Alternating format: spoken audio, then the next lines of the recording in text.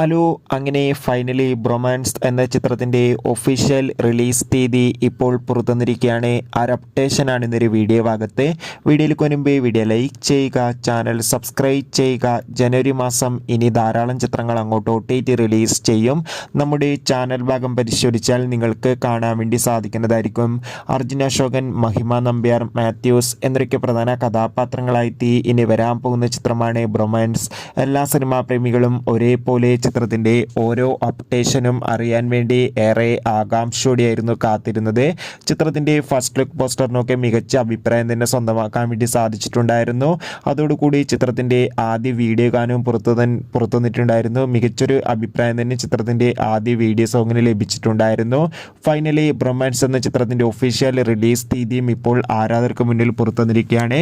Bromance എന്ന ചിത്രം ഈ വരുന്ന ഫെബ്രുവരി മാസം 14-ാം തീയതി തിയേറ്ററുകളിൽ എത്തുമെന്ന് കൺഫേം ആക്കിയിട്ടുണ്ട്.